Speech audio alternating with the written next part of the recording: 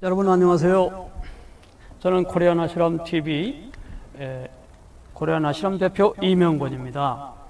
오늘 코리안 아시람 TV 두 번째 토크쇼 시간을 갖게 되었습니다. 지금 전 국민이나 온 세계가 코로나19 이후에 엄청난 위기를 겪고 있습니다. 이러한 시점에 이번 토크쇼 주제는 코로나19 이후 종교인들의 성찰이라는 제목으로 여러분과 시간을 갖겠습니다. 전문가들의 의견을 듣기 위해서 오늘 세 분을 초대했습니다. 오늘 가톨릭 신부님도 계시고 또 개신교 목사님도 계시고 스님도 계십니다. 오늘 전문가 중에 맨 우측에 앉아 계신 분 한신대학교 강원돈 교수님께서 오셨습니다. 반갑습니다.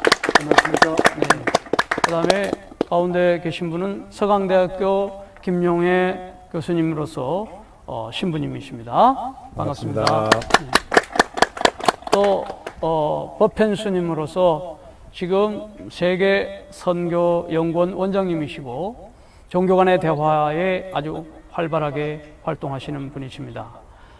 지금 인천공항에 세계선교연구원도 있고 또 은평에도 있고 또 해외에도 여러 군데에서 불교 활동 원활하게 하고 계시는데요. 오늘 이 귀한 세 분을 모시게 되어서 다시 한번 진심으로 감사와 환영의 인사를 드립니다. 네. 고맙습니다. 반갑습니다.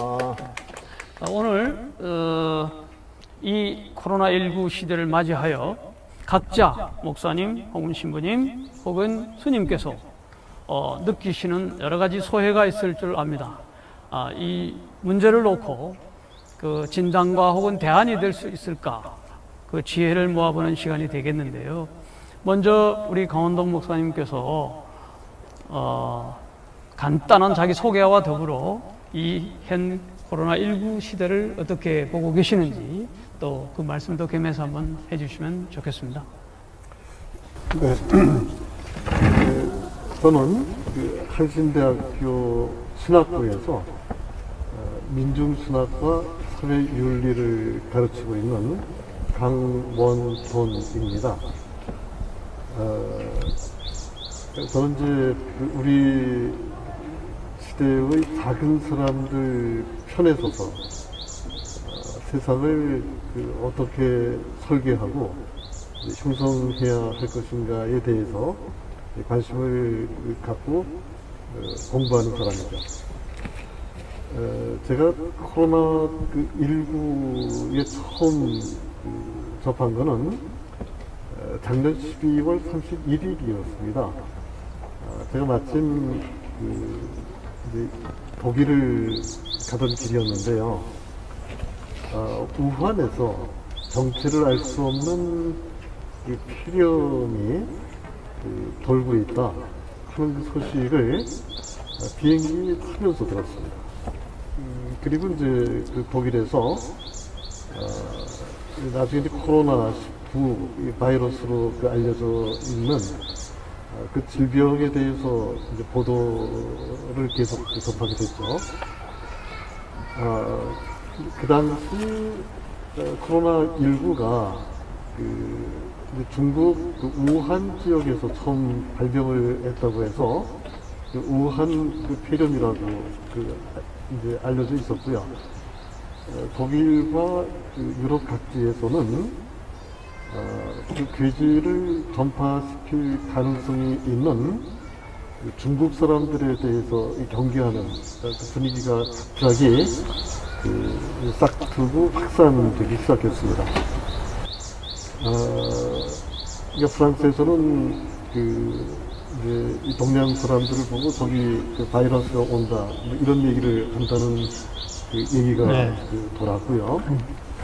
저도 동네 슈퍼에 자주 갔는데 슈퍼에 가면 직원들이 의례껏 인사를 하거든요. 어느 순간 저 사람들이 나를 경계하는구나 하는 느낌을 받았습니다. 그게 저한테 당혹감을 줬거든요. 네. 저는 이 괴질이 퍼지면서 사람들이 이제 불안해하고 또 공포에 직면하게 되니까 그런 반응이 나오겠지 네. 하는 생각을 하게 됐고요. 아마 이제 괴질이 돌면 대개 괴질에 걸린 사람들을 격리하고요. 또 낙인을 찍고 이제 하는 것이 일반적으로 나타나는 현상인데요. 제가 이제 그런 분위기에 직접 노출되다 보니까 이건 정말 큰 문제로구나. 괴질은 인정도, 신분도, 그리고 계급도, 젠더 차이도 없이 누구에게나 옮을 수 있는 것인데, 이제 그러면서 이 코로나19가 팬데믹 경향을 보이기 시작했기 때문에 이 팬데믹에 대해서 어떻게 대처하는 것이 좋겠는가 하는 생각을 하게 됐죠. 네. 저는 이런 괴질이 퍼질 경우에 누구나 다 불안하고 공포에 시달릴 수밖에 없지만은 그러나 서로 연대하고 협력하는 방향으로 나아가는 것이 다른 방향이 아니겠는가 그런 생각을 네. 하기 시작했습니다. 네.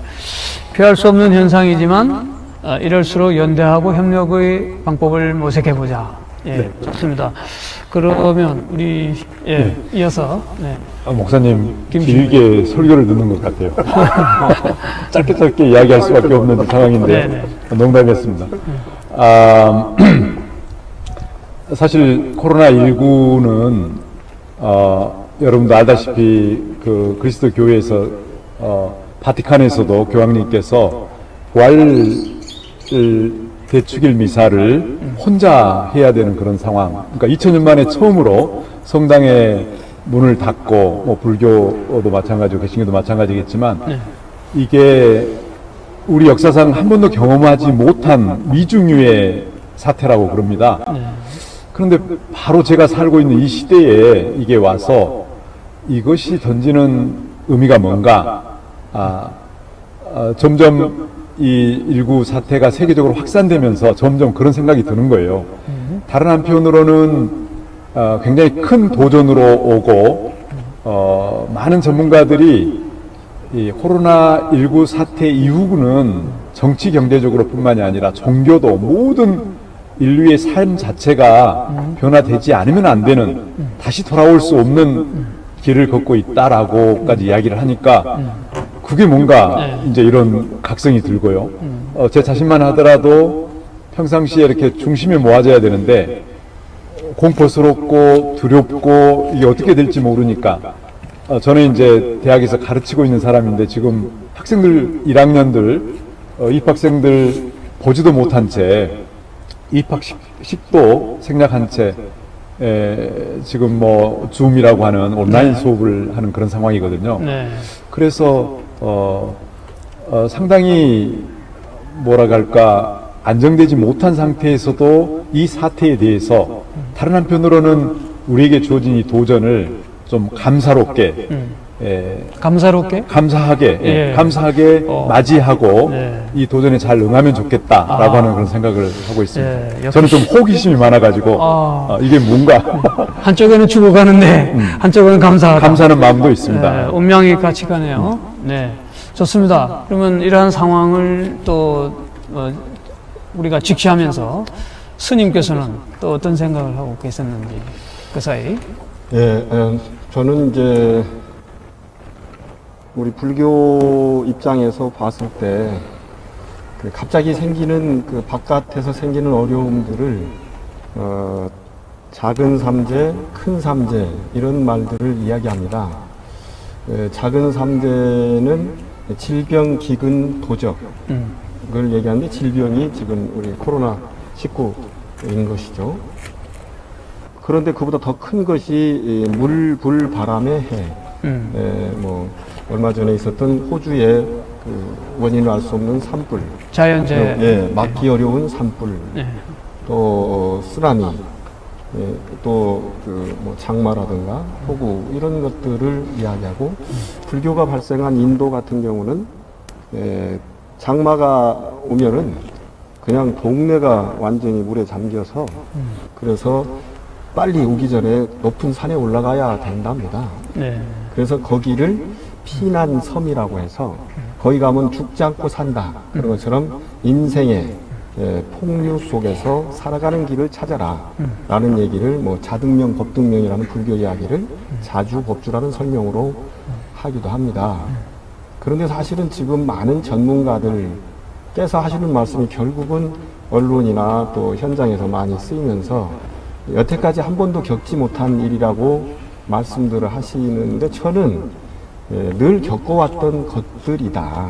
겪어왔다. 예. 어떻게 겪어? 실제로 대개 한 500년 주기로 이런저런 일들을 많이 겪었고, 그러나 과거에는 교통통신이 발전하지 않고, IT 이런 것들이 발전하지 않아서 그만큼의 사람들이 겪고 느꼈을 뿐이고, 지금은 많은 교통통신 정보 방식이 발달해서 질병도 물론 잘 전달되지만 의식이 그렇게 형성되는 것이다.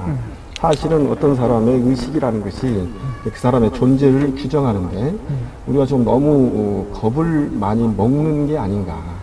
실제 상황하고 겁먹는 거하고 다르다. 그렇다고 저는 생각해 봅니다. 네. 그래서 보통은 이전 이후 우리 이제 그 역사를 다루는 중에 우리 그리스도교 유일신교적 측면에서 얘기하는 것이 과거 AD 아니 BC 그리고 이제 현재 이후 AD라고 했던 것을 요즘은 보통 사람들의 시대 또는 보통 사람들의 이전 시대 BC, BC 뭐 이런 C도 쓰지 않습니까? 칸마네라라고. 예. 그런 것처럼 그저 이런 커다란 어떤 일들이 있었고 그것을 어떻게 극복할 것인가 그리고 미래를 예측할 것인가 그래서 저는 그 전문가들의 예측이 꼭 필요한가 이런 생각도 해봅니다. 전문가들은 전문가들의 사고 속에서만 주로 하기 때문에 보통 사람들의 사고 속에서 대안도 찾고 그럴 필요가 있다. 보통 사람들의 사고라는 게 전문가 외적인 어떤 요소가 있을까요? 한 가지만 말씀하고 또 다른 주제로 넘어가도록 하겠습니다. 예를 들면 네. 어떤 일이 생겨도 그저 보통 사람들은 먹고 자고 싸고 네. 그리고 활동합니다. 네. 그것이 이전 활동과 이후 활동이 약간의 차이가 있을 것이라고 저는 생각해 봅니다. 그럼 코로나19 위기를 그렇게 크게 보지는 않는 쪽이신가요? 예, 지금 전 세계가 한꺼번에 같이 노력을 하기 때문에 크게 보이지만 쪼개서 본다면 지역의 일이라고 볼 수도 있지 않을까. 지역. 예, 지역. 예. 예. 또 새로운 주제를 말씀하셨는데 얼마든지 나중에 또 질문 받기로 하고요. 자, 그러면 중요한 주제의 이 코로나19 모두가 공감하는 시대에 각자 신부님과 또 목사님, 스님의 세 분의 말씀을 들어보았습니다. 우리 강원돈 교수님께서는 위기를 극복하는 하나의 방법으로서 연대와 협력을 말씀해 주셨습니다. 그리고 우리 또 신부님께서는 이거는 위기다. 하지만 한편으로는 감사의 시간을 가져야 된다. 그 속에는 역설적 표현을 해 주셨는데 어떤 말씀을 하실런지 좀 알 것만 같습니다. 반성적 측면에서 우리가 지금이라도 새롭게 패러다임을 바꿔보자 하는 그런 뜻일 수도 있고 인류에 던지는 하나의 경고다 이렇게 보고서 도리어 감사의 측면도 있다 그런 말씀을 생각했습니다. 그에 비해서 또 우리 법현 스님께서는 전문가들의 이야기만을 믿을 수 있겠는가, 보통 사람들의 이야기도 한번 들어보고 먹고 싸고 자는 일에 있어서 그들의 의식을 다시 한번 반추해보자. 그런데 전문가적 진단이 굉장히 오히려 지금 과학시대에 중요하다고 보는데 똑똑한 말씀을 또 해주셨어요. 그 여부분의 이야기는 다음 진행 질문과 이어서 또 해명 내지는 설명을 해주시기로 하고요. 그 다음 주제로 그럼 넘어가겠습니다. 자, 이렇게 코로나19가 국가적 위기, 세계적 위기에 왔는데 나라마다 차별성을 보이고 있습니다. 중국 우한발이지만 한국에서도 빠르게 대처하여 K-방역이라는 세계에서 선진화된 그 방역 시스템과 기술을 갖추어서 세계의 주목을 받고 있습니다.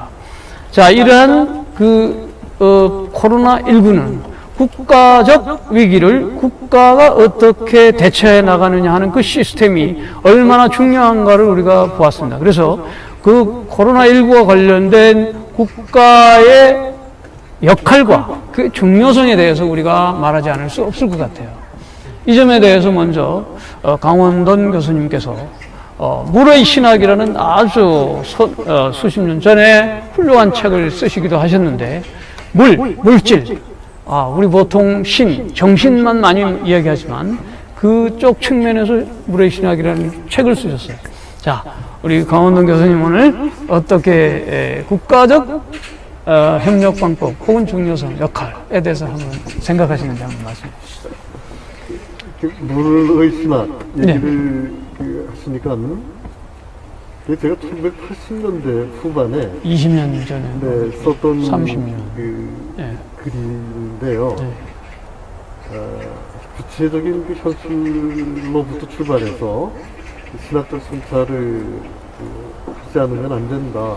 이런 취지의 생각을 펼쳐보인 그런 책입니다. 제 생각이 구체적인 것을 사회과학적으로 분석하는 작업을 굉장히 중요시하거든요. 근데 국가가 굉장히 큰 역할을 하는 시대가 됐다. 이런 말씀 하셨는데요. 옳은 말씀이죠. 이제까지는 신자유주의적 세계화를 많이 얘기를 했고요. 그게 아주 강력한 추세였거든요. 금융자본이 이 국경을 마음대로 넘나들면서 수익을 쫓아서 활동을 하고요. 상품이 그야말로 한 나라에서 다른 나라로 자유롭게 이동하는 그런 시대가 됐던 거죠. 국가가 보이질 않았습니다. 자본과 이 무역을 통제하는 국가의 경제 주권이 굉장히 약화되어 있는 것처럼 보였기 때문이고요. 그래서 국가가 쇠퇴했다고 얘기를 했거든요. 경계가 없어지니까. 그렇죠. 국가가 몰락했다. 이런 얘기까지 나왔어요. 근데 이번에 여러분들 경험하셨겠지만은 코로나19 팬데믹에 직면하면서 그것에 대처하는 국가의 역할이 이루 말할 수 없이 커졌습니다. 중요해졌죠. 우선은 국가가 방역 국가의 성격을 강하게 띠게 됐거든요. 방역. 그러니까 국가가 이 방역에 성공을 하는 경우도 있고 실패하는 경우도 있습니다. 우리나라 같은 경우는 방역에 성공을 한 케이스입니다만은 세계 최고의 강대국으로 알려져 있는 미국은 방역에 완전히 실패를 하지 않았습니까? 그렇죠. 그 다음에 팬데믹 19로 인해서 경제가 월스톱되는 그런 일이 벌어졌고요. 우리나라는 경제 월스톱이 나타나지 않은 케이스입니다만은 유럽이나 미국 같은 경우에는 셧다운이 이루어지면서 미국의 경우에는 불과 2개월 사이에 실업률이 거의 30% 가까이 몇 퍼센트? 30%. 30%. 가까이 올라가고 있지 않습니까? 그리고 이제 지금 현재 미국 1년 예산의 절반 가까운 그런 천문학적인 재정 수단을 동원해서 실업 상태에 있는 사람들 또 휴업 조치를 당한 기업의 종사자들을 위해서 돈을 풀어나가는 이런 역할을 하고 있죠.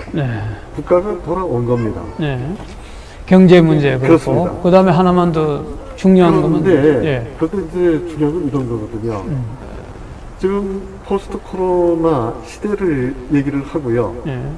포스트 코로나 시대에는 이렇게 되지 않겠느냐 하는 전망들을 하고 있거든요.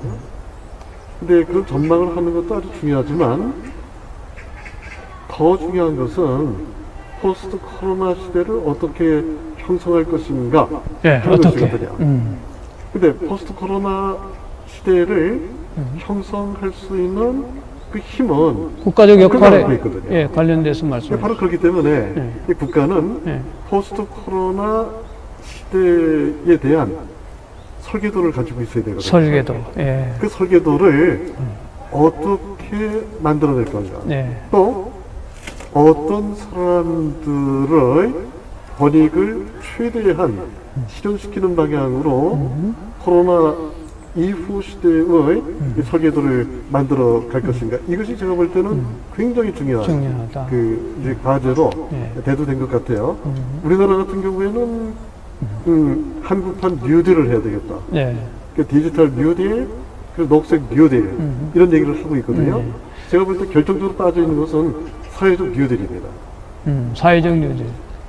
한 가지만 뉴딜, 얘기했어요. 예. 녹색 뉴딜, 그 디지털 뉴딜이 함께 가야만 작은 사람들이 포스트 코로나 이후에 제대로 살 수 있는 기회를 얻을 수 있을 것이고요. 그 생태계 보존을 해나가면서 빠르게 변화되는 이 경제 상황에 대처하면서 그 우리나라 그 사회와 이 경제의 미래를 힘있게 열어나갈 수 있는 것이 아닐까. 네. 이런 생각을 감사합니다. 그러니까 강 교수님께서는 코로나19를 맞이하면서 국가의 역할과 중요성에 대해서 우선 크게 두 가지를 말씀하셨는데, 하나는 방역의 문제를 일단 잘 하고 현재까지는 하고 있는데 또 역시 잘 해야 된다는 그런 측면 하나 하고, 국가가 이 경제 문제에 어떻게 대처할 것인가 하는 그 설계를 내놔야 된다. 그런 입장. 그 경제뿐만 아니라 녹색, 자연환경 문제까지 종합적인 설계를 내놔야 된다는 말씀하셨습니다. 하지만 제가 한 가지만 더 네. 간단하게. 제가 이제 말을 하다가 네, 근데 방역 국가와 관련해서 네. 우리들이 꼭 이제 짚고 넘어갈 것이 있거든요. K 방역 네, 얘기를 하고 우리나라 그 방역 체계가 스마트하다고 칭찬들을 많이 하거든요. 그래서 이면을 살펴보면 우리나라가 국민의 일거수일투족을 샅샅이 정보. 살펴볼 수 있는 빅브라더 이 사회에 굉장히 가까이 가 있구나. 위험성도 있다. 이렇게 되면 예.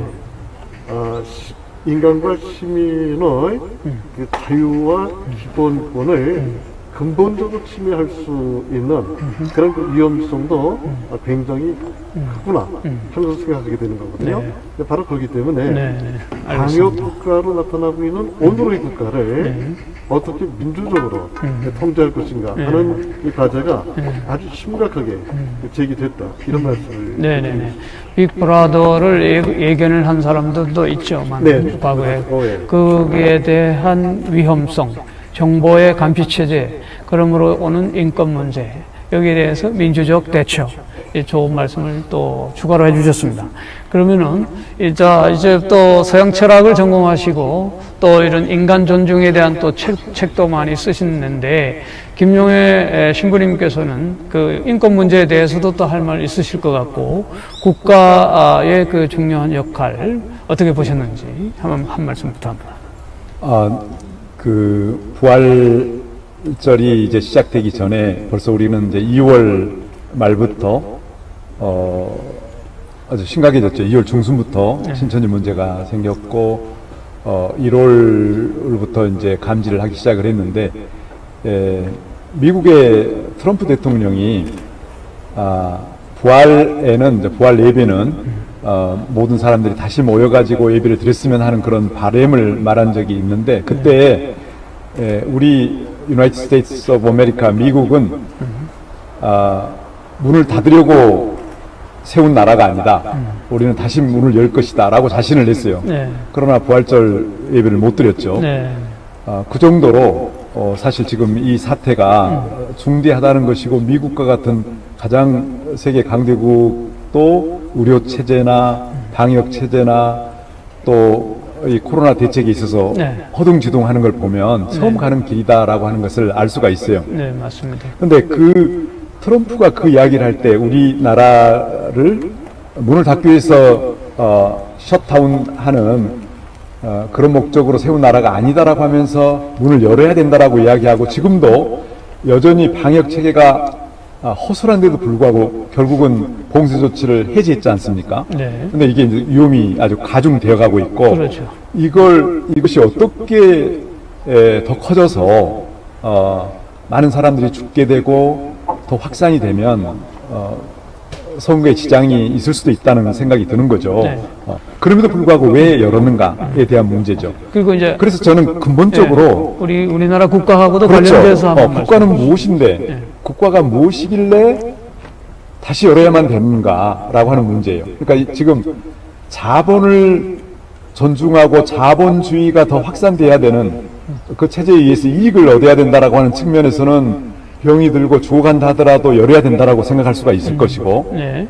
그러나 국민의 생명과 안전이 더 중요하다라고 하는 입장에서는 여전히 그 최대한 방역에 우선을 두면서 봉쇄하지 않고서도 이렇게 추적을 해 나가는 경제냐 그렇죠. 안전이냐 그런 문제가 있단 말이에요. 그래서 저는 이게 국가란 무엇인가라고 하는 질문을 우리에게 다시 던졌다고 보는 거고 네. 많은 사람들이 이 동양의 아주 개인주의적인 것보다는 어떤 집단주의적인 의식이 더 강한 유교주의적 어떤 그런 사고 체제인 동양에서 이 방역을 잘할 수 있고 시민들의 호응을 얻을 수가 있고 이 사회적인 그 정부에 대한 신뢰도가 높은 것이 바로 그런 이유다라고 이제 이야기한 적도 있었는데 네. 그래서 아마 개인주의가 우수한 이제 우세한 서양과 그리고 약간 집단 공동체주의가 강한 동양의 어떤 정신적 문명에 있어서의 극명한 차이를 보여줌으로 해가지고 서로 배우려고 하는 노력들이 있는 것 같아요 지금. 네. 네.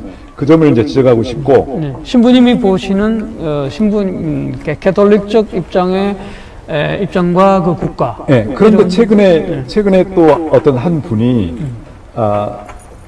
그 마이클 샌들 정의란 무엇인가를 쓴 그분이 한국의 이 방역 체계를 이야기하면서 방금 빅브러더와 같은 것도 위험성을 이제 물론 다른 학자들 이야기했는데 마이클 샌들은 우리에게 아주 중요한 그 잊어버리고 지나갈 뻔했던 것을 지적을 했어요. 뭐냐면 우리 사회가 부정의한 문화의 기반을 두고 있기 때문에 이러한 방역 체계를 잘할 수 있는 근거도 생겼다. 이런 이야기를 해요.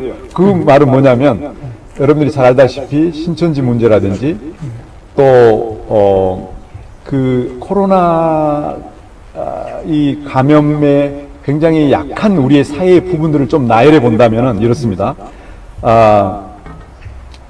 그러니까 신천지, 또 요양원, 노인들이 사는 요양원, 또 정신병동, 또 콜센터, 또 성소수자 클럽이라고 하는 이태원 클럽, 그리고 물류 창고에서 일어나는 쿠팡, 이런 것들이 실은 우리를 위해서 일해주는 그 비종교 노동자들, 또 간호사들, 또 의사들, 방역 활동하는 사람들, 이런 사회의 밑바탕에 있는 사람들이 서로 연결시켜 주니까 봉쇄하지도 않고도 이렇게 가능했다는 이야기예요.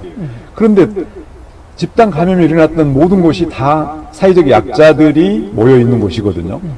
알다시피 뭐 정규직과 비정규직 소외의 문제가 부정의와 관련돼 있다 이런 네. 얘기죠. 그래서 이 문제를 그러니까 우리가 방역 최고국가다라고 그냥 자긍심만 드높일 것이 아니라 그것도 필요하겠지만 다른 한편으로는 우리 사회 구석에서 이 비정규직으로 혹은 일용직으로 외주를 있는 사람들 2개, 3개 지금 알바를 하면서 뛰는 사람들의 가장 취약 지점들을 잘 봐야 된다라고 하는 생각이 드는 거죠. 정의의 문제가 이 국가와 함께 제기되는 문제입니다. 네, 중요한 진단인 것 같습니다. 역시 그 샌들이 한국 사회를 바라보는 시각이 정의라는 관점에서 소외된 자들이 부정의한 혜택의 그 기반으로 그로 인한 오히려 방역이 잘 된다. 역설적인 그 해안인 것 같긴 한데 그 부분은 좀 더 또 따로 논의할 수 있는 여지가 있을 것 같습니다. 자, 그러면은 법전 스님께서는 또 어떻게 보시나요? 아까 한국말은 끝까지 들어봐야 안다고 예. 하고 또 제일 뒤에 얘기하는 사람이 좋다라고도 하는데 지금 두 분 전문가께서 하실 얘기 다 하시지 않았을까 이런 생각도 해봅니다. 다만 이제 국가라는 것이 이 보통 서구적 개념으로 생각을 하고 우리 그 국민들 모두의 총화라고 오해한다고요. 국민들이 필요해서 써먹는 기구일 뿐인데도 그것이 최고라고 보고 국가 전체라고 봐서 국가의 또는 정부이지 않습니까? 정부의 결정이나 대안 제시가 가장 바람직한 것이라고 정보가 모이니까 그래서 그걸 따르는 것이 좋다라고 생각하고 있지요. 그런데 저는 국가의 역할이라는 것은 최소화해야 한다. 그리고 그것을 추동하는 그 집단 지성이라고 그럴까? 그것은 학력이 높거나 연구 경력이 많은 그런 분들이 아니고 보통 사람들이 자기 주변의 가족이나 친구나 또 이웃 사람들을 사랑하는 정도면 충분하다. 근데 그 부분을 전문가들이 어떻게 연결시켜 줄 것이냐가 국가가 해야 할 일이라고 저는 생각합니다. 과거에 아까 우리 말씀하시는 미국 같은 경우가 또는 이스라엘 같은 경우가 자기 국민이 다른 나라에 가서 설사 나쁜 짓을 하다 잡혔더라도 그 나라 국민이기 때문에 재판도 자기 나라 가서 받게 하고 그런 일이 있었다는 이야기를 우리가 부러워하는 부분이 있지 않습니까? 근데 지금 이제 우리 방역 시대와 관련해서는 외국서 겪고 있는 어려움을 어쨌든 전 세계를 통해서 데려오고 모셔오고 있다.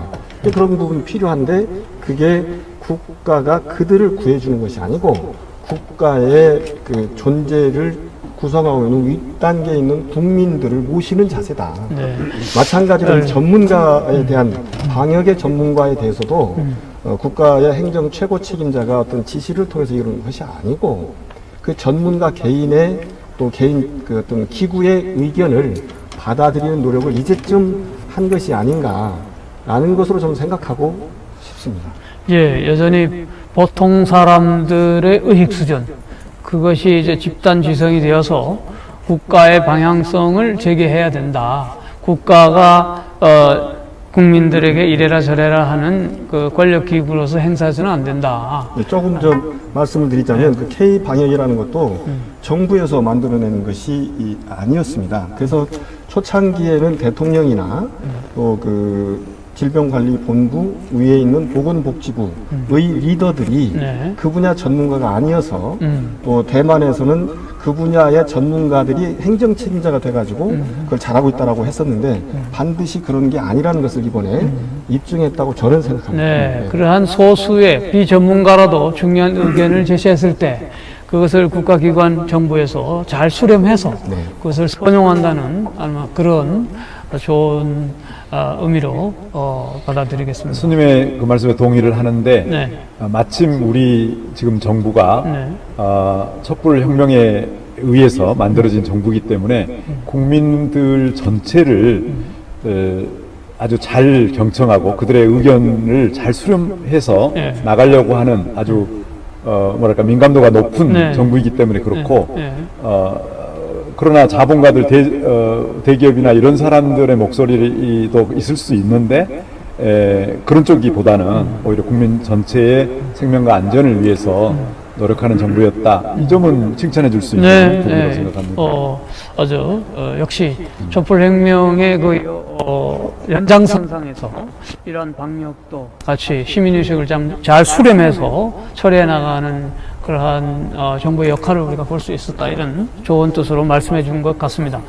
자, 이제 한두 가지 질문만 더 하고 싶은데요. 시간도 많이 갔고, 이제 국가적 문제, 코로나19를 대하면서 각 나라마다 처하는 그 방식이 다른데, 한국의 K방역이 돋보이는 시대가 되었다는 걸 이제 온 세계가 공감했습니다. 자, 이러한 시점에 조금 더 범위를 확대해서, 그럼 전 인류가 직면하고 있는 코로나19 시대, 이 위기의 시대를,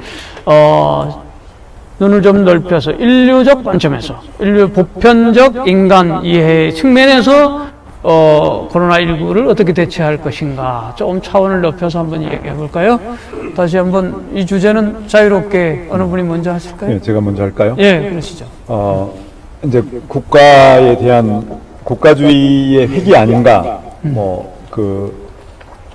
자국의 이익을 우선으로 또 자국 국민들의 생명을 지켜야 되기 때문에 다시 국가주의로 회귀함으로써 우리나라에는 이제 무역 수출 국가인데 이게 보호무역으로 가게 되면 또 이제 경제적인 쓰나미가 그 다음에 몰려올 것 같아요. 그래서 정부에서는 좀 특별 방식으로 기술자라든지 그 기업 활동하는 사람들을 다른 나라에 보내기도 하고 지금 그런 교류를 하고 있는데 한편으로는 잘하고 있다고 생각이 듭니다.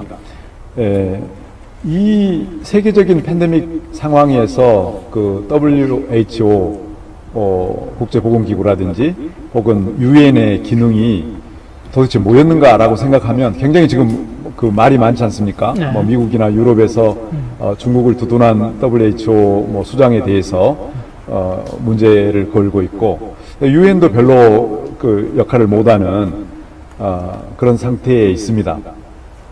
그런데 사실은 우리는 어떤 면에서 운수 좋게도 그 의료 체제가 의료 보험이 잘 되어 있었고 또 방역 체계도 뭐 사스라든지 메르스를 통해서 어느 정도 잘 준비가 되어 있었고 또 방금 촛불 혁명을 통해서 정부가 국민들을 굉장히 의식하는 아주 센시티브하게 의식하는 민감도가 높은 정부여서 다행으로 이렇게 갔는데 소위 민주주의의 선진국이라고 하는 뭐 미국이라든지 영국이라든지 불란서라든지 독일마저도 굉장히 허둥지둥 어려웠지 않습니까? 네. 그런 가운데에 제가 눈여겨본 것은 유럽연합이었어요. 유럽연합이 각 자기 나라 국경을 다 닫고 자기 국민들을 위해서 봉쇄하는 작전으로 갔는데 이게 도대체 함께 협력하고 연대하는 정신이 어디로 가버렸는가? 그러니까 위기가 닥치니까 나 몰라라 하는 거잖아요. 앞으로 경제적인 어떤 그 지원책이라든지 이런 것도 전체가 논의해야 될 건데 별로 그런 담론이 없는 거 보니까 상당히 어려움이 야기가 됩니다. 반면에 저희 이제 그 프란시스코 교황께서는 부활 담화를 통해서 전 세계에 고통받고 있는 민족이나 나라나 가난한 사람들을 생각하자. 네.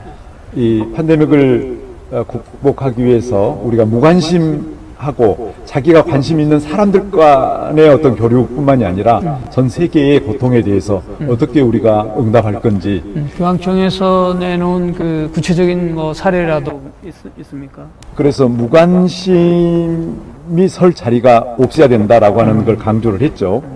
그러면서 특별히 이제 그 유럽연합에 대해서 많이 걱정을 했고요. 그래서 모든 정부 정치인들이 자기중심적으로 생각하는 것을 뛰어넘어서 이제 세계가 더 협력하고 연대하는 어떤 모델을 만들어야 되는 완성시켜 나가야 되는 과정에 있는 거죠. 그렇죠. 과정으로 있고 이제 과제로 두자라고 하는 이제 그런 호소죠. 알겠습니다. 네. 그러면 그러한 그것이 인류 평화 혹은 인류의 그 대안으로서 연대 또 할 수밖에 없는 그런 상황. 그러니까 위기 속에서 유럽연합이 하는 모양을 보니까 자국 중심주의 체제로 갈 수밖에 없다. 그런 모습에서 벗어나서 연대적 위기 극복의 방안을 빨리 마련해야 되겠다. 교황청께서도 한 말씀 하시고. 좋습니다. 그러면 이번엔 또 강원돈 짧게 아무래도 좀 해주셔야 돼요. 저는요. 네.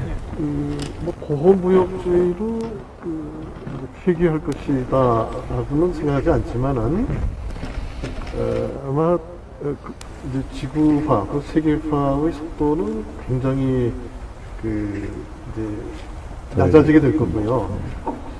그리고 아마 내수를 확대시키는 방식으로 국민경제의 틀이 이제 새롭게 짜여지지 않겠느냐 이 예상을 해요.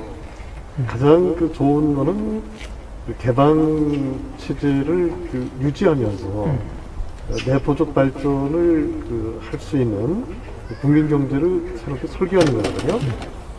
그렇게 되면 국민 경제를 구성하고 있는 각 지역 경제들이 살아나게 될 거거든요.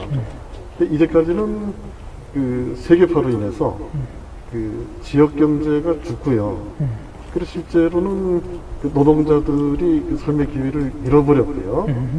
그 우리 주부님께서 아주 잘 말씀하셨습니다만은 이 사회적 불의가 이제 확산되지 않았습니까? 아주 구체적이고 중요한 바로 이 말씀하신 것 점을 같아요. 우리가 생각한다고 하면 그 앞으로 그 세계 경제가 좀 더 그 이제 내포 중심적인 여러 국민 경제들의 그 협력을 촉진시키는 그 방향으로 가는 것이 맞다 이 생각을 합니다. 네. 그 다음에 좀 두 가지를 꼭 말씀을 드리고 싶은데요. 좀 처음에 코로나19 팬데믹은 우리들을 그 불안과 공포에 떨게 했지만 그렇다고 해서 그 사람들을 그 배제하고 낙인 찍고 격리하는 이런 방식으로 가기보다는 연대하고 협력하면서 이 팬데믹 19 위기를 그 넘어가야 될 거라 이런 말씀을 했어요. 알겠습니다. 저는 네. 두 가지 문제입니다. 이 팬데믹은 사실은 우리들 살고 있는 그 생태계가 아주 극도로 파괴됐기 때문에 나타나는 그 한 현상이라고 볼 수도 있거든요. 생태 문제. 그렇죠. 그다음에 그런데 기후 안정을 꾀하지 않는다고 한다면 팬데믹을 막을 길은 없을 겁니다. 근데 이 기후 위기에는 우리도 자본주의적 경제로부터 비롯되지 않았습니까? 네. 그 자본주의적 경제에 그 제도를 걸면서 기후 안정으로 가는 길을 열어야 되는 것이고요. 핵심을 말씀해 그리고 주신 것 같아요. 가난한 나라들이나 부유한 나라들이나 인간의 생명과 복원을 위해서는 무조건적인 협력과 연대의 정신을 보여주지 않으면 안 되는 거다. 네네. 이 두 가지입니다. 알겠습니다. 기후 안정과 복원을 위한 모든 국가들의 세계 공동체적 연대를 조직하지 않으면 안 된다. 이 말씀 드리고 싶고요. 네네. 그러나 경제는 지금과 같은 자본 중심의 지구화 방식을 계속 허용하는 그런 어리석음을 계속해서는 네. 안 되는 거다. 알겠습니다. 예. 그러니까 신자유주의 이후에 세계화된 경제 체제를 지역 경제와 그 자생적 국민 경제 그걸 활성화시키는 그 방안이 중요하다 말씀해 주셨고요. 그리고 그 공동적 연대, 인류 전체가 연대할 수 있는 방법을 모색해야 된다 이런 말씀하신 것 같습니다. 자, 이제 마지막으로 우리 법현 스님께서 말씀해 주시고 한 문제만 제가 더 짧게 질문하고 마치는 방향으로 하겠습니다. 인류 평화와 관련된 혹은 인류의 대처 방안과 관련된 얘기를 한번 듣고 싶어요. 두 분은 그 절대자의 창조를 믿는 분들이시지 않습니까? 그렇습니다. 또 연결되어 있는 꽤 많은 어려움을 겪는 나라들이 그걸 믿는 종교를 갖고 있는 나라지 않습니까? 뭐 그럴 수도 있고 그렇지 않을 수도 있고요. 네. 그런데 그 어차피 그 한 분의 피조를 믿는 분들이 퍼져 있는 나라가 그 부분에 대해서 그 생각을 같이 한다면 그 사람들에 의해서 만들어진 나라들이기 때문에 굳이 나눌 필요가 없다라는 생각으로 좀 모으도록 우리 그 종교인이나 그 전문가들이 제시를 해줄 필요가 있고, 저희 같이 절대자를 별로 이렇게 긍정하지 않는 입장에서는 자기 자신이 없어진다라는 것을 깨달으라고 흔히 얘기하는데, 자기가 없으면 남도 없거든요. 그러면 남이 곧 자기가 되는 거거든요. 예를 들면 중국이 확 망해버리면 한국이 좋아지면 좋은데 그럴 수가 없단 말입니다. 맞아요. 연결되어 있죠. 네, 다 이거 연결돼서 그게 신의 주제에 의해서 연결되어 있던 우리 인드라넷처럼 그렇게 연결되어 있던 연결되어 있는 것이기 때문에 연결의 강도는 크게 가져갈 필요가 없어요. 그것은 되게 거부하니까. 네. 그런데 그런 사실을 인지하고 거기에 맞는 각 지역 그다음에 그 소그룹 단위의 경제와 소통 활동을 키워가는 것이 좋지 않겠나 네. 이런 생각을 합니다. 역시 경제 문제로 또 스님께서 문제를 또 방향을 풀어주셨습니다. 이제는 마지막 주제가 되겠는데요. 이제 각 종교 간 목사님, 신부님, 또 스님이 계시는데 이번에는 스님께서 현재 한국 종교 내에 이 코로나를 대체하는 포스트 코로나 시대의 불교 어떻게 가야 할까? 또 이런 측면에서 반성적 성찰을 하는 시간을 한번 갖겠습니다. 어떤 분이 그런 글을 써서 이제 종교인들이 가슴 아파한다고 그러더라고요. 코비드 19에 걸려서 고생하고 있는 사람 천주교 방식으로 기도해서 나은 사람이 있냐? 기독교 방식으로 기도해서 나은 사람이 있냐? 불교 방식으로 참선해가지고 나은 사람이 있냐? 단 한 명도 없다. 그러니까 그 종교 나쁘게 말하면 뻥이다. 이렇게 얘기하는 분들 계시는데 사실은 제가 생각하기에는 불교는 그런 일을 겪더라도 어떻게 나의 마음을 평안하게 할 것인가 라는 것을 윤회를 벗는 방식으로 우리 석가모니가 자기 정신세계를 보양시키고 그걸 전파한 것이지 뭐든지 잘되게 하는 걸 가르쳐 준 게 아니다. 잘 모르지만 우리 예수님께서도 천국에 가는 방법을 당신이 익힌 것이지 회사 잘 되라고. 코로나 이후와 어떻게 그래서 그걸 한 게 아니다. 그래서 제가 생각하기에는 이 코로나 이후도 이전과 마찬가지로 제가 조금 읽은 성서의 가르침에 의하면 예수님께서 예배당에서 길거리에서 커다랗게 기도하지 말고 골방문 걸어 잠그고 하나님하고 통하는 기도를 해라 라고 했다고 제가 잘못 봤지만 있었던 것 같아요. 우리 불교도 제가 운영하는 그 사찰에 뭐 많이 나오면 물론 저야 좋겠지만 그런 것이 중요한 게 아니고 부처님이 자기 혼자 있어도 자기 자신이 안심이 되고 또 그것을 옆으로 전파해서 그 사람도 또한 안심이 될 수 있는 그런 영상을 하라고 하는 것이지 꼭 절에 와가지고 하라는 게 아닙니다. 제가 이 말은 절에 오지 말라는 말씀은 아닙니다. 그래서 이런 부분들이 저는 코로나 이후에 예를 들면 각자가 생활하고 있는 그 생활의 터전에서 삶의 터전에서 정확하게 그 종교는 종교 방식을 종교의 분야에 적용해야지 온 분야에 다 하려고 하는 것은 잘못된 것이다. 그러면 이제 그 사찰에 오지 않는 사람들이 좀 생활 속에서 불교를 한다 이런 얘기인데 그럼 사찰이 이제 점차 그 경제적으로 어려워지는 그런 시대도 오겠는데요? 그거는요, 제가 그 자연과학을 공부한 입장에서 엔트로피 증가의 법칙에 의하면 모든 것이 쓸모없는 방향으로 간다라고 흔히 얘기하지만 제레미 리프킨 같은 사람이 얘기하기는 지구 자체에 자기 정화 능력이 있다. 저는 우리가 지금 인간은 중생 또는 피조물로서 위대한 능력을 덜 가졌다고 흔히 착각들을 하지만 그런 능력을 가지고 있는 존재가 위대한 존재가 사람입니다. 그 내면에 있는 하나님의 말씀 또 내면에 있는 불성을 개발한다면 분명히 가능한 것이다. 라는 것도 또한 말씀드리고 싶습니다. 본래적인 불교 석가모니 가르침에 오히려 충실해질 수 있는 계기도 될 수 있다 이런 말씀. 뭐 스님 입장을 전적으로 존중합니다. 동의합니다.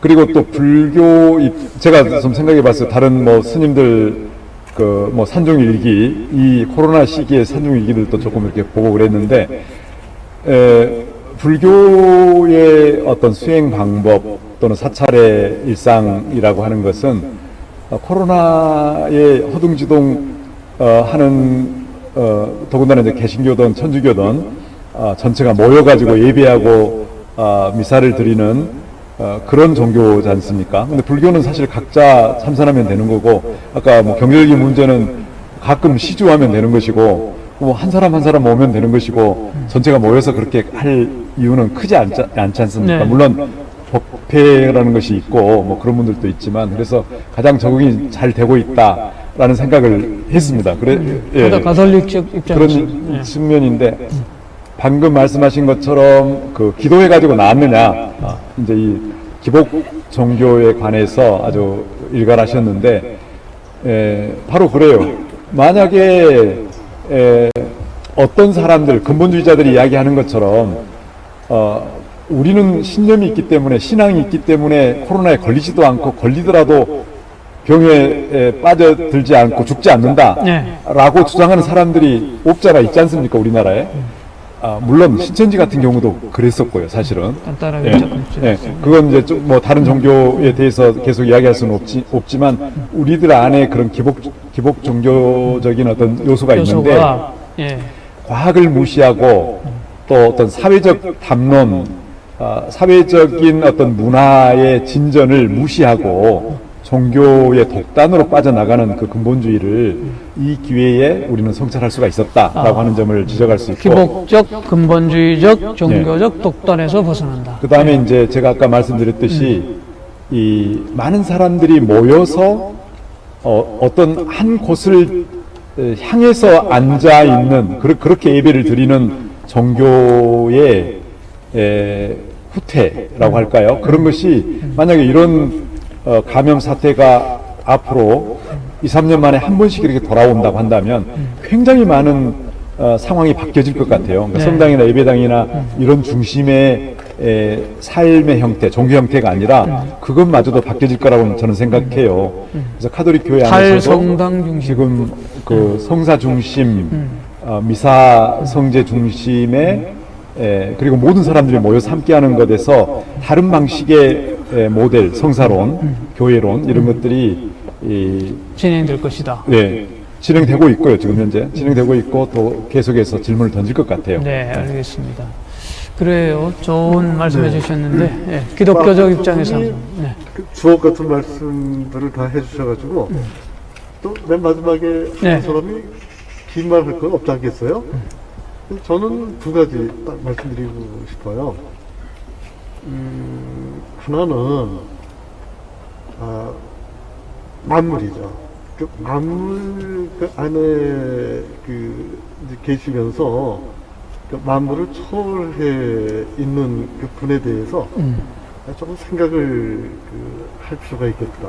내재적 초월. 그렇죠. 우리가 만물이 서로 연결되어 있다고 얘기를 하잖아요. 이게 모든 것들이 서로 연결되어 있는데 그런 그 인드라망 또는 이 네트워크 안에서 각각의 생명체와 무생명체는 자기 자리가 있는 거거든요. 네. 근데 각각의 생명체와 그 무생명체가 자기 자신을 유지하고 또 자기가 거주할 공간을 주장할 수 있는 권리를 인정하면서 우리들의 그 삶을 형성하고 전개한다면 이런 그 난장판이 벌어지겠나. 예, 알겠습니다. 이거 하나고요. 마지막으로 짧게. 시에 대해서 생각을 새롭게 해야 되겠다 하는 것이 하나 있고요. 또 하나는 두 분 다 말씀하시는데요. 이제 모이는 교회 중심으로는 아마 종교가 발전하지 못할 것 같아요.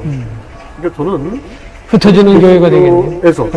개신교에서 가장 결여되어 있는 것이 뭐라고 생각하는가 하면 수양이라고 생각하거든요. 수양. 이 수양 종교를 회복해야 될 것 같습니다. 그래서 흩어져 있는 바로 그 자리에서 자기 자신의 삶을 종교적으로 되돌아보고 또 자기 자신의 삶을 형성하기 위해서 정진하는 그런 훈련이 필요한 시대로 가고 있다. 네, 아이고 감사합니다. 지금까지 귀한 말씀을 세 분께서 주셨는데요. 간단하게 공통된 주제를 생각해 보면 역시 코로나19는 전 세계적 위기다. 그러나 이 위기를 극복하는 데 있어서 국가적 역할도 중요하지만 우리 법현수님께서는 보통 시민들의 의식, 그 뛰어난 의식을, 시민 의식을 모아서 국가가 잘 수렴하여 좋은 방향으로 이끌어 나가야 된다. 이렇게 말씀하셨고, 그 가운데 강원돈 교수님께서는 자, 감시 체제, 국가의 브라더, 빅 브라더 이런 위험성을 좀 최소화시키면서 민주적으로 효율적으로 방역 시스템이나 이런 것들을 잘 추진해 나가면 좋겠다고 그러셨습니다. 더 나아가서 이 팬데믹 코로나 시대는 역시 사람이 죽어가는 문제뿐만 아니라 경제적으로도 지금 올스톱 되어 가고 있는 미국 상황을 우리 또 김용혜 신부님 말씀해 주셨지만 이러한 모든 경제적 위기 속에서 하나의 방법론이 무엇이 있을까? 이 문제에 대해서는 또 강원돈 교수님께서 말씀하신 것처럼 신자유주의의 제국주의적 글로벌화되는 경제 시스템에서 자국 중심적, 소규모 중심적, 시장 중심적. 그러니까 그러한 보통 자국의 생산하고 그러한 국민적 시장 경제 이런 것들이 활성화되어 나가야 되겠다. 그러나 보호 무역이 아니고 개방 체제는 유지하되 자생적 경제 단위를 활성화시키자는 얘기도 했던 것 같습니다. 그리고 소외되는 이런 부분들을 또 최소한 부정의 문제, 샌달의 정의로는 이야기한 이야기를 통해서 지금 우리나라의 소집단들에서 소외계층들에서 많이 번져가고 있는 이 팬데믹 문제를 좀 더 복지적 차원에서 회복할 수 있는 방법이 무엇일까 하는 것도 국가가 기여해야 될 역할이라고 보았습니다. 역시 또 보편수님께서도 사찰 그거 중요한 거 아니다. 불성 본래적 마음의 회복이 중요한 거다. 마찬가지로 같은 선상에서 성상 미사에도 꼭 가톨릭 성당 안에서만 해야 되느냐. 이러한 생활 속의 신앙 굉장히 이런 것이 중요하다고 하였고 강원동 교수님께서는 신 하나님 만물 속에 계시지만 초월해 계시고 동시에 우리 마음 속에 있기 때문에 우리 신앙 속에서 소위 영성이라고도 할 수 있는 그런 측면에서 새로운 종교 형태가 필요한 거 아닌가 이런 등등의 죄를 말씀해 주셨습니다. 그 가운데서 이제 생태적 위기의 문제를 모두가 또 말씀해 주셨습니다. 세 분의 이러한 훌륭한 또 대담을 해주시고 지금까지 함께 해주셨는데요. 다시 한번 우리 세 분에게 큰 박수로 말씀드리겠습니다. 네, 마지막 참 제가 하나 잊어버렸는데요. 우리 교무님께서 질문을 하나 해주시기로 했습니다. 하나 좀 질문해 주시죠. 한 가지만. 예. 네. 이리 나오세요. 네. 뒤가 서가지고 하죠. 뒤가 서가지고. 아니요, 여기서 하겠습니다. 뒤에 나오게. 네. 뒤에 서가지고. 질문을 거기서. 이분은 우리 코리아나 실험의 또 편집장이 있고 원불교 교무님이십니다. 네. 대답 말씀 들으면서 들어진 생각은요. 실은 이제 코로나19 시대를 겪으면서 국가가 해야 되는 역할은 좀 더 강화되고 있고, 그러면서 시민사회 연대도 역시 더 필요성이 더 이제 강화되고 있고, 이 두 가지 축이 앞으로 중요하다는 말씀도 많이 해주셨고, 그래서 또 이제 문제점이, 그리고 또 인간 소외가 또 많이 이루어질 것이다. 인간 소외에 대한 문제, 정의에 대한 문제도 말씀해 주셨는데, 이런 구조 속에서 종교가 차지하는 위치, 그 다음에 종교가 어떤 역할을 실질적으로 할 수 있을 것인가에 대한 좀 이야기가 좀 제가 궁금해서, 그래서 이러한 어떤 국가, 그 다음에 시민사회라고 하는 구조 속에서 종교의 어떤 위치, 그냥 종교가 어떤 역할을 실질적으로 할 수 있을지. 누구에게 질문을 세 분 다 하고 동시에.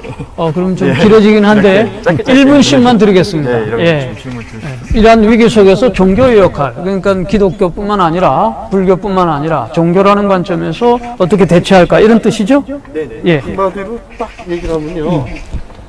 포스트 코로나 시대를 어떻게 만들어 갈 것인가에 관한 의견을 똑부러지게 종교가 시민사회에 제시하고요. 거기서 의견을 형성할 수 있도록 촉진하고요.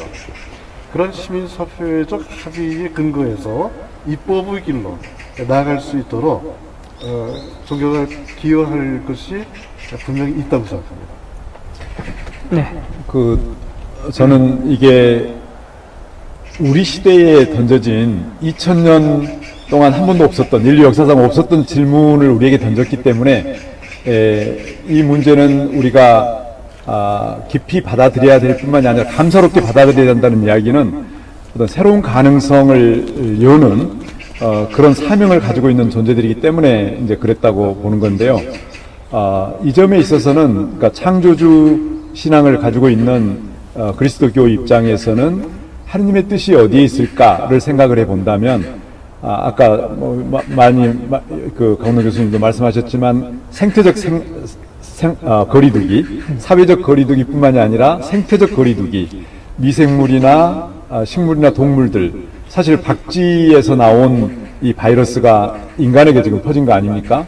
우리가 너무나 동식물의 영역까지 침입했고 그들을 수단화시켰고 그들을 도구화시켰기 때문에 이런 현상이 일어났는데 그 생태적 거리를 지키자라고 하는 것도 종교적 사명에 굉장히 중요한 요소라고 생태적 거리라는 것은 생태적 보호라는 말로 그렇죠. 바꿔도 되겠죠? 그게 바로 우리에게 이제 처음으로 던지는 지구 열화, 온난화가 아니라 열화이죠. 히팅이죠. 지금 워밍이 아니라 지구 0.5도가 지금보다 더 높아지면 이제 모든 종들이 멸종하는 시기로 대위기로 가는 상황이에요. 그런데 이 코로나는 그러기 전에 일종의 작은 경고로 지금 줬다고 생각이 그래서 듭니다. 종교와 관련해서 그렇기 때문에 이 지구를 살리는, 생명체를 살리는 일에 종교가 더 집중해서 노력을 해야 된다면 네. 이 생태적 거리두기, 이 지구 온난화의 문제, CO2 가스 배출을 줄여야 된다라고 하는 사명을 적극적으로 수용을 해서 노력해야 된다고 네, 생각합니다. 알겠습니다. 우리 스님 이제 진짜 마지막입니다. 네, 뜬금없는 질문 하나 드리겠습니다. 세 분이 다 그 비슷한 그 신앙 형태를 가지고 있는 것으로 느껴서 그 배너라는 영화 있지 않습니까? 배너에서 생각나는 장면이 뭐죠? 배너 그 수레바퀴 맞춰 네, 가는데 네, 바퀴에 그렇죠. 그냥 싸우면 그거 경기장이 어디에 어느 도시에 있는 경기장? 로마에 있죠. 로마에. 예, 제가 대한민국 사람들을 다 만나봐서 물어봤는데 이렇게 믿는 분들도 잘 모르시더라고요. 로마의 콜로세움 가보세요. 거기 마치 못 들어갑니다. 콜로세움은 아니지만 영화에 의하면 촬영장. 예루살렘에 있는 경기장이에요. 아니 그러니까 종교 역할에 대해서 얘기해 주세요. 시간 1분 넘었습니다. 아닙니다. 예루살렘에 있는 경기장인데 거기에 여러 가지 문제점이 있고 벤허의 어머니 벤허의 그 노이 동생이 멀리 쫓겨나서 친구에 의해서 쫓겨나서 그 운동병에 걸리고 그리고 나중에는 신앙을 회복하고 그러면서 다 낫지 않습니까? 네. 그 결국은 그리스도교의 영화인데 예수님이 딱 한 번 나와. 그것도 뒷꼭지만 나와. 그래도 그런 그 은혜를 받을 수 있다라고 저는 다른 종교인이지만 생각합니다. 네. 이 사회의 안녕과 또 좋은 일을 위해서 우리 종교가 할 일을 최소화하는 것이 저는 그 일이라고 생각합니다. 최소화하는 최소화하는 것이. 역설입니다. 우리 시간도 최소화하는 게 좋겠습니다. 이렇게 오랫동안 기다려 주셔서 너무 감사하고요. 우리가 끝나는 대로 2부 우리 세 분의 아름다운 전문가의 음악을 듣도록 하겠습니다. 함께 해주셔서 다시 한번 깊이 감사드립니다. 고맙습니다. 감사합니다. 네. 그러면 최소화하는 일을.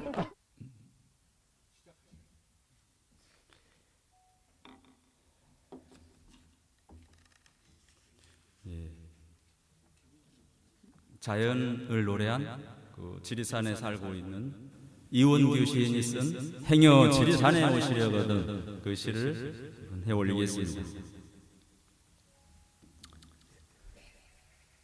행여 지리산에 오시려거든 이원규.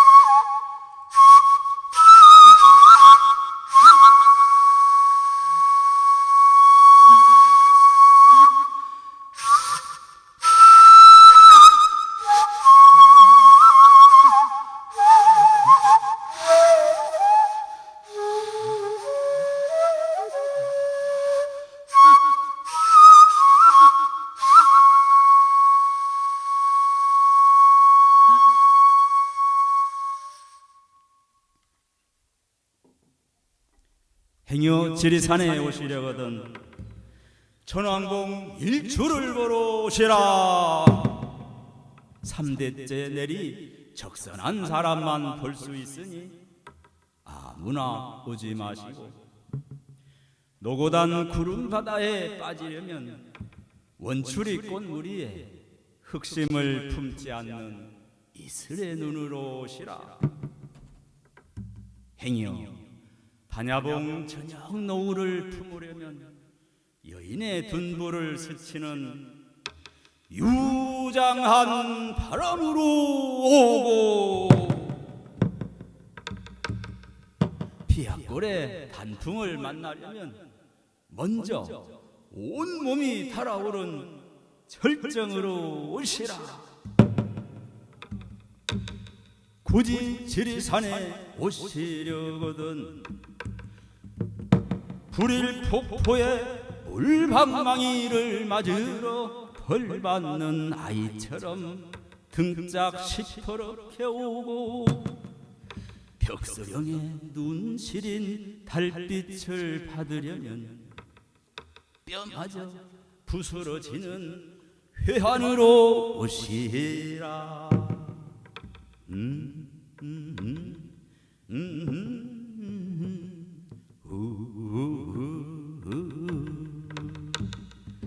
그래도 지리산에 오시려거든 세석평전 철쭉꽃 길을 따라 온몸 불사르는 혁명의 이름으로 오고, 최후의 천여림 칠선 계곡에는 아무 죄도 없는 나무꾼으로만 오시라.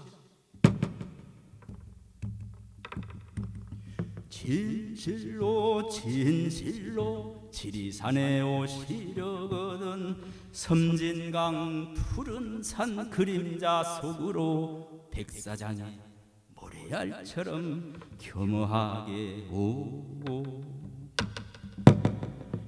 연화봉의 벼랑과 고사목을 보려면 툭하면 삶을 포기한 이만 반성하러 오시라. 그러나 지리산에 오고 싶다면 언제 어느 곳이든 아무렇게나 오시라. 그대는 나날이 변덕스럽지만 지리산은 변하면서도 언제나 참 마음이니 행여 견딜만 하다면 제발 오지 마시라.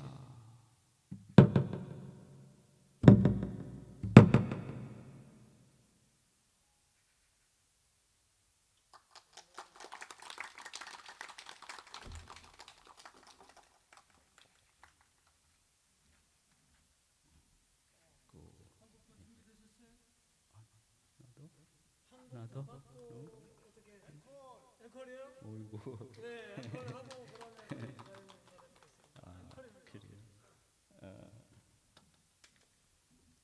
아이고 감사합니다. 이렇게 좀 멍성한 소리인데 앵콜 처음 받아본 것 같습니다. 예. 그러면 우리가 원하는 우리나라 해올리겠습니다.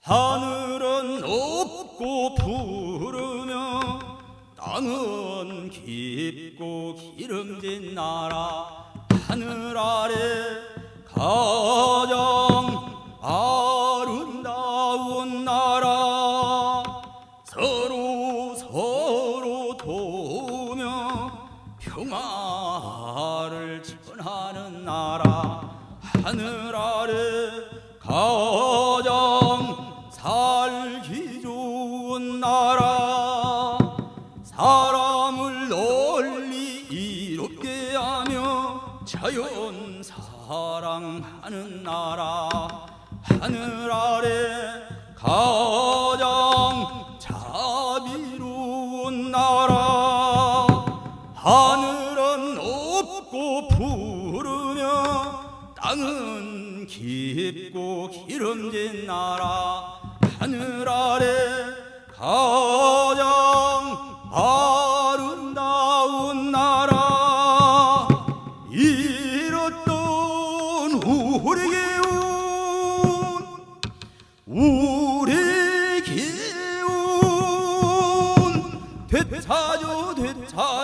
되찾아 우리가 원하는 우리나라 이루세.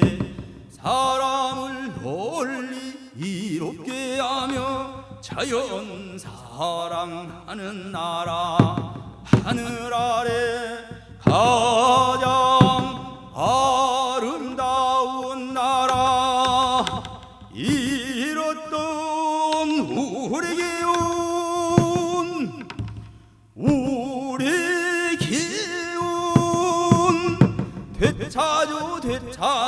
되찾아 우리가 원하는 우리 세상 만들세.